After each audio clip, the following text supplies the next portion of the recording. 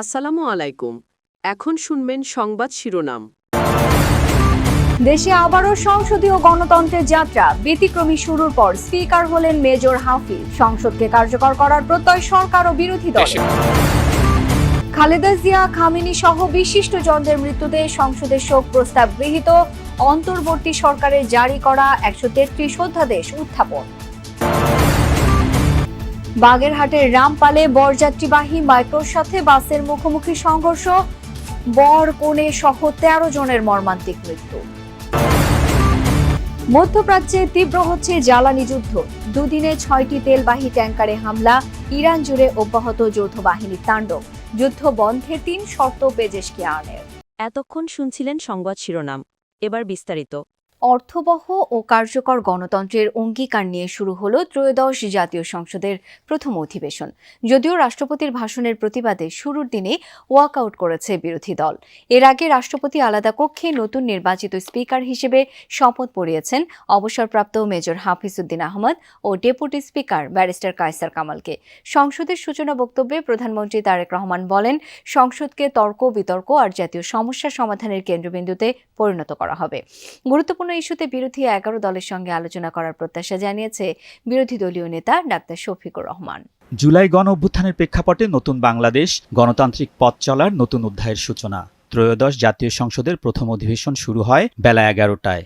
দ্বাদশ জাতীয় সংসদের স্পিকার ও ডেপুটি স্পিকারের অনুপস্থিতিতে সংবিধানের 93(2) অনুচ্ছেদ অনুযায়ী অধিবেশনের শুরুতে প্রধানমন্ত্রী তারেক রহমান সভাপতি হিসেবে দলের প্রবীণ সংসদ সদস্য ড খন্দকার মোশাররফ হোসেনের নাম ঘোষণা করেন। সমর্থন করে সরকারি ও বিরোধী দল। এর আগে তিনি বলেন, জাতীয় সমস্যা সমাধানের কেন্দ্রবিন্দু হবে সংসদ। এরপর অধিবেশন সভাপতি ঘোষণা করেন স্পিকার ও ডেপুটি স্পিকারের নাম। প্রতিদ্বন্দ্বী প্রার্থী না থাকায় স্পিকার নির্বাচিত হন অবসরপ্রাপ্ত মেজর হাফিজউদ্দিন আহমদ বীর বিক্রম এবং ডেপুটি স্পিকার নির্বাচিত হন ব্যারিস্টার এম কায়সার কামাল। তাদের নাম সকল সংসদ সদস্যদের সর্বসম্মতিক্রমে গৃহীত হয়। শপথ গ্রহণের পর নতুন স্পিকার আনুষ্ঠানিকভাবে অধিবেশন পরিচালনা শুরু করেন। নিরপেক্ষতার স্বার্থে বিএনপির স্থায়ী কমিটি থেকে পদত্যাগ করেন স্পিকার হাফিজউদ্দিন আহমেদ বীর বিক্রম।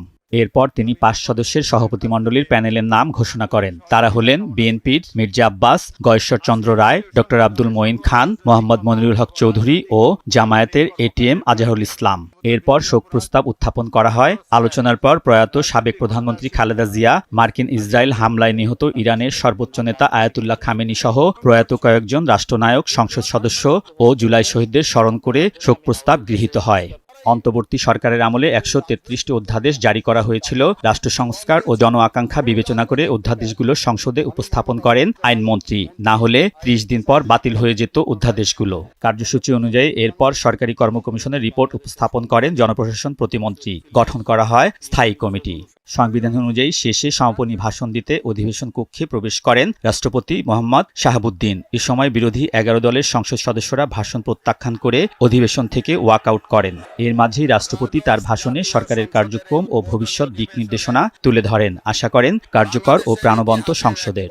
রাষ্ট্রপতির ভাষণের পর সংসদের প্রথম অধিবেশনের প্রথম দিনের কার্যক্রম 15 মার্চ সকাল 11টা পর্যন্ত মুলতবি ঘোষণা করেন স্পিকার। ত্রয়োদশ জাতীয় সংসদে সরকারি দলের নিরঙ্কুশ সংখ্যাগরিষ্ঠতা আছে। বিরোধী দলের আসন মাত্র 77।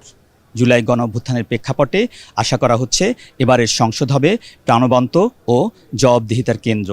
আর তাহলেই নিশ্চিত হবে জাতীয় ও জনস্বার্থ। অর্থবহ হবে সংসদ ও গণতন্ত্র।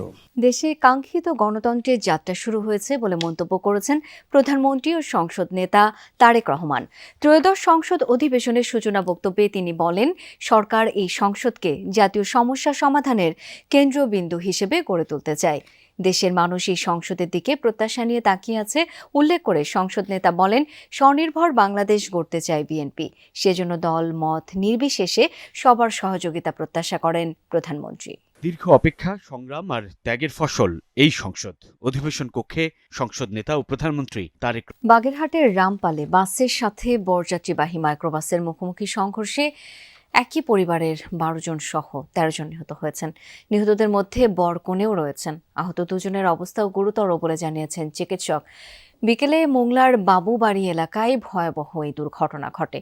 মরদেহগুলো রাখা হয়েছে খুলনা মেডিকেল ও মোংলা স্বাস্থ্য কমপ্লেক্সে। বিয়ে শেষে কনেকে নিয়ে বাড়ি ফিরছিল বরপক্ষ, কিন্তু পথে বাসের সাথে মাইক্রোবাসের সংঘর্ষে মুহূর্তেই আনন্দযাত্রা পরিণত হলো শোকে। না ফেরার দেশে পাড়ি জমালেন একই পরিবারের ১২ জন সদস্য সহ ১৩ জন। পুলিশ জানায় খুলনার কয়রায় মিতু ও সাব্বির হোসেনের পারিবারিকভাবে বিয়ে সম্পন্ন হয়। পরে কনেকে নিয়ে মোংলায় বাড়ির উদ্দেশ্যে রওনা হয় বরপক্ষের লোকজন। বিকেলে রামপালে খুলনা মোংলা মহাসড়কের বাবুরবাড়ি এলাকায় পৌঁছালে নিয়ন্ত্রণ হারান মাইক্রোবাসের চালক। এ সময় বিপরীত দিক থেকে আসা নৌবাহিনীর একটি বাসের সাথে সংঘর্ষ হয়। এতে ঘটনাস্থলেই মৃত্যু হয় ৪ জনের। আহতদের উদ্ধার করে রামপাল স্বাস্থ্যকেন্দ্র এবং খুলনা মেডিকেলে নেওয়া হলে আরও ১১ জনকে মৃত ঘোষণা করেন চিকিৎসক। এছাড়া আহত ২ জন খুলনা মেডিকেলে চিকিৎসাধীন রয়েছে। দুর্ঘটনার খবর পৌঁছালে বর ও কনে পক্ষের এলাকায় নেমে আসে শোকের ছায়া। মধ্যপ্রাচ্যের যুদ্ধ পুরো দমে রূপ নিয়েছে জ্বালানি যুদ্ধে। তেলবাহী ট্যাঙ্কার ও জ্বালানি স্থাপনায় হামলার মাত্রা বাড়িয়েছে ইরান। গত দুদিনে অন্তত ৬টি ট্যাঙ্কারে হয়েছে হামলা। ইসরায়েলকে লক্ষ্য করে পাল্টা হামলা অব্যাহত রেখেছে তেহরান। তাণ্ডব থামেনি যুক্তরাষ্ট্র ইসরায়েল যৌথ বাহিনীর। ইরানের বিস্ফোরক বোঝাই নৌযানের হামলায় ইরাকের বসরা বন্দরের কাছেই জ্বলছে তেলবাহী দুটি ট্যাঙ্কার। ড্রোন হামলার জেরে ওমানের সালালা বন্দরেও একটি তেলবাহী ট্যাঙ্কারে দাউ দাউ করে আগুন জ্বলতে দেখা গেছে। মধ্যপ্রাচ্যের যুদ্ধ যেন ক্রমেই রূপ নিচ্ছে জ্বালানি যুদ্ধে। হরমুজ প্রণালী নিয়ে পাল্টাপাল্টি হুমকি ধামকির মধ্যেই গত দুদিনে মোট ৬টি ট্যাঙ্কারে হামলা চালিয়েছে ইরান। হরমুজ প্রণালী দিয়ে যুক্তরাষ্ট্র ইসরায়েলও তাদের অংশীদারদের ১ লিটার তেলও যেতে না দেওয়ার হুমকি দিয়েছে দেশটি। এমন বাস্তবতায় ব্যারেল প্রতি $২০০ খরচের জন্য বিশ্বকে প্রস্তুত থাকতেও সতর্ক করেছে তেহরান। আমরা খুব ভালো অবস্থানে রয়েছে। ওদের কোনো নৌবাহিনী, বিমান বাহিনী, বিমান প্রতিরক্ষা ব্যবস্থা কিছুই নেই। এখন প্রশ্ন হলো আমরা কখন থামবো? আসলে আমরা চাই না তারা আবার মাথা তুলে দাঁড়াক। ইরানের হামলা অব্যাহত রয়েছে ইসরায়েলি ভূখণ্ড লক্ষ্য করেও। মিসাইল হামলার জেরে তেল আবিবে পাওয়া গেছে ক্ষয়ক্ষতির খবর। জেরুজালেমের বিভিন্ন স্থান লক্ষ্য করেও হয়েছে হামলা। ইরান জুড়েও তাণ্ডব অব্যাহত রেখেছে ইসরায়েল ও যুক্তরাষ্ট্র। সামরিক স্থাপনার পাশাপাশি নির্বিচারে বেসামরিক স্থাপনাতেও চলছে হামলা। তেহরানের আকাশ প্রতিরক্ষা ব্যবস্থা লক্ষ্য করে হামলার ভিডিও ফুটেজ প্রকাশ করেছে মার্কিন সেন্ট্রাল কমান্ড। আমরা কখনোই যুক্তরাষ্ট্র ইহুদিবাদী সরকার বা তাদের অংশীদারদের ১ লিটার তেলও হরমুজ প্রণালী দিয়ে যেতে দেব না। আমরা কখনোই যুক্তরাষ্ট্র ইহুদিবাদী সরকার বা তাদের অংশীদারদের ১ লিটার তেলও হরমুজ প্রণালী দিয়ে যেতে দেব না। জ্বালানির দাম কৃত্রিমভাবে কমিয়ে রাখা সম্ভব নয়। আমরা এরই মধ্যে সতর্ক করেছি, যুদ্ধ পুরো অঞ্চলে ছড়িয়ে পড়লে তেলের দাম ব্যারেল প্রতি $২০০ পৌঁছাবে। হরমুজ প্রণালীতে আইআরজিসির একাধিক নৌযান ধ্বংস করেছে যৌথ বাহিনী। ট্রাম্পের দাবি, ইরানের মোট ৫৮টি জাহাজ ধ্বংস করা হয়েছে। এছাড়াও তেহরানে আইআরজিসি ও বাসিস ফোর্সের অবস্থান লক্ষ্য করেও ড্রোন হামলা চালানো হয়েছে। যুদ্ধ বন্ধে যুক্তরাষ্ট্র ইসরায়েলকে ৩টি শর্ত দিয়েছেন ইরানের প্রেসিডেন্ট মাসুদ পেজেশকিয়ান।